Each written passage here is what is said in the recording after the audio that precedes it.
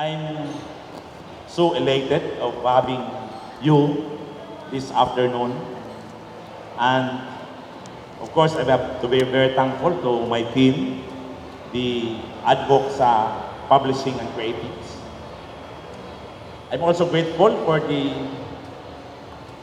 invaluable presence of our from different groups, from Rotary Club of Cebu South, from Central Visayas region of the Fraternal Order of Eagles, led by our Governor Jerry Martinez, and all the officers of the region. Thank you so much.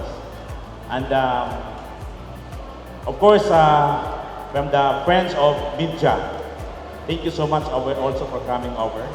And I noticed the presence of our retired Justice of the Court of Appeals, Justice Abarento. Sir, thank you so much. Thank you so much for passing by, and he is my favorite justice. Thank you so much, sir. And a lot of people are here with us tonight, today, this afternoon, and I'm also happy that a very renowned national artist, June Impas, is here. Of course, he will be collaborating with us later in his exhibit with Advaux for his paintings. Thank you so much. And our printing partner, Edwin Believer. Of course, Joshua Cabrera, thank you so much for illustrating this wonderful book, which you might not really call a book. Anyway, the Seasons of Life, it's not only about me. It's all about you. Because this book, The Seasons of Life, is actually designed to your participation for those who are aspiring to be writers, for those who are dreaming to write their own stories. So today you might feel betrayed, or you might feel quite disappointed because this book is not habitated by a lot of words. Just to tell you a story, it is always my habit that every morning taking my breakfast, I have to accumulate the experiences I had yesterday, and then I have to write in the morning during my breakfast. Just a tidbit of it, just a capsule form of it, and it will become a quotable form. And through the years, I've been doing this. In fact, after doing this, I was able to author a book way back 2017, which is called Higher Law, a law that produces love. Now, if you are a bit disappointed today because this book, Seasons of Life, are not so marred with a lot of words, maybe you can also consider Higher Law, because this is a collection of stories, not only from me, but only stories from people from different walks of life. And this book, if you see it, for example, there's a quotation there, and there's a decent space for you to write. Because my experience that, in fact, Higher Law, for example, I wrote it already way back 2008, but I didn't able to publish it because I had that confidence deficit. I'm not confident about myself to write. Maybe there are a lot of writers, good writers out there, and maybe I cannot actually communicate them so well, I cannot convey the message so well. So I just put it in myself, the manuscript. Until one time, a good friend of ours, his name is Adonis Dorado. He's now he's a multi-awarded visual artist and poet. He encouraged me to write and publish my manuscript. That's why I wrote. So this is really designed, this book, so that everyone who has the inkling to write, or maybe just a dream to write, could write a book. For example, Every day. Just write one page. Daily, until 365 days. So you will have 365 pages in a year. And after that, submit it to us. Submit to Advaux Publishing. And we'll be the one to rearrange it. We'll do the layout. We'll edit it. We'll make it a book. And after a year, we'll see in the same place because you will be launching your book. Diba? So, if you buy this book of quotations, as I said earlier, it has a lot of empty spaces. But it consists of 4 seasons. The first season is Summer of Love. The second season is Autumn of Joy. The third season is Winter of Hope. And the fourth season is Spring of Grace. So all positive, positive affirmations of everyday life. This book is almost empty, except the quotations every day.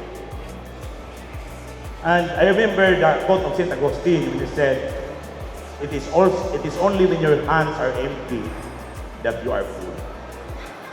Of course, full of wonderful moments, full of beautiful relationships, and maybe filled with joy and happiness. So, empty yourself first. That's why it's a kind of an emptying process. And that's why we come up with this book. It's actually for you. It's not for me. Because we want to create a community of authors. We want to create a society of writers. In US, for example, in Europe and in the other developed countries, their dream is to write a book. But in the Philippines, it's quite sad that even by reading a book, we are quite not attuned to reading a book. So today, we launch this book, The Seasons of Life. Now, why we have to write? There are 3 reasons I have to give you. Number 1, we have to write because everyone has a story to tell. Even a while ago, coming here, you may observe people, you may observe places, and there might be stories out of those experiences. Everyone has a story to tell. Number 2, if you have a story to tell, and you will not write it, it will be stolen away by the memory of time. Kawato na. And sad to say, your children and your children's children wouldn't know who you are, wouldn't know what you believe for when you were still alive. Meaning, you failed to leave a legacy to the next in line. That's why, please, write your story, write your narratives, because if not, it will be put into oblivion. Forgetfulness. Number 3 reason is that, it's a cliche actually. They say that to complete a person, you must first sire a child or bear a child. Now, if you cannot bear a child, maybe you can adopt. Maybe you could consider a person to be your child. That's number 1. Number 2 is that you have to plant a tree. We have heard the presence of Justice Abarentos. I think we are all familiar with intergenerational responsibility about climate change. You know, that the first generation or our generation's responsibility is to protect the environment, protect the ecology, so that we can pass this environment, this Mother Earth, to the next in line. That is intergenerational responsibility under the case of Advaux Factorial. Sir, thank you. So, plant a tree. Number 3 is to write a book. Again, because to write a book, to write your story, you cannot be forgotten. Now, you may have witnessed reading ceremonies. In reading ceremonies, the priest would say, okay, repeat after me. For better or for worse, tended to aspire. Tended to aspire. So there's a limitation because when there is death, the couple will be separated. But my principle is that even death cannot do us part. Why? Because if you have that relationship, if you have a very good, compelling story about your love relationship, then even if you die, it will be cherished and be passed on as a legacy to the next generation. Your children's children will remember you as couple, that you have that very wonderful relationship, that you have a very strong relationship, and that you have to cherish that from one generation to the next generation. That is what we call legacy. That's why you need to write a book. Now, about the book itself, The Seasons of Life. The Seasons of Life is actually the seasons in itself. Number one season of capturing. Because when you bring this book journal or tool for writing with you, once you capture an idea, once you capture a spark of thought or an experience, then you have to let the world put the halt and write it in this journal. Don't worry about putting into details. Just write what you have caught, what you have captured, and that is the season of capturing. The second season is season of creating. Meaning, once you have captured those thoughts, those ideas or experiences, you can organize them into sentence, into paragraph, into chapters, and it will become a book later. So that's the season of creating. And number three is the season of breaking. Meaning, you have to break those words, those thoughts into details. You can describe, you can portray these particular experiences.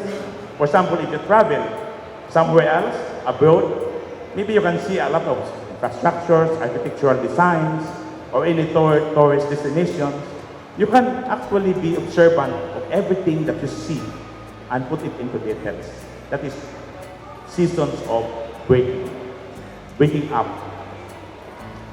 And number four, which is very important, is the season of remembering.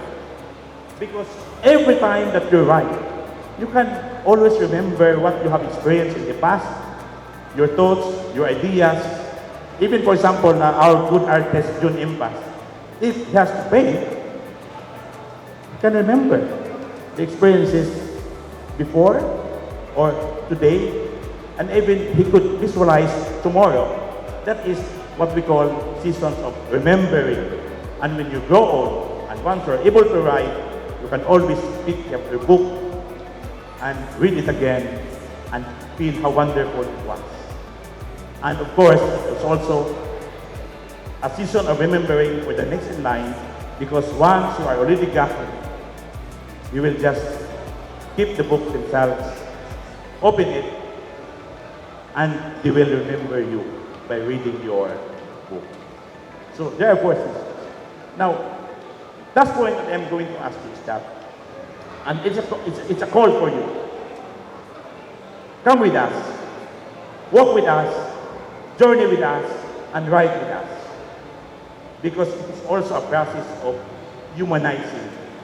You know, by the influx of digital technology,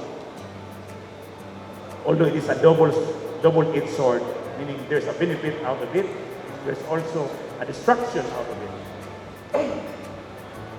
But there are already proliferation of fake news. Our stories have been impaired already.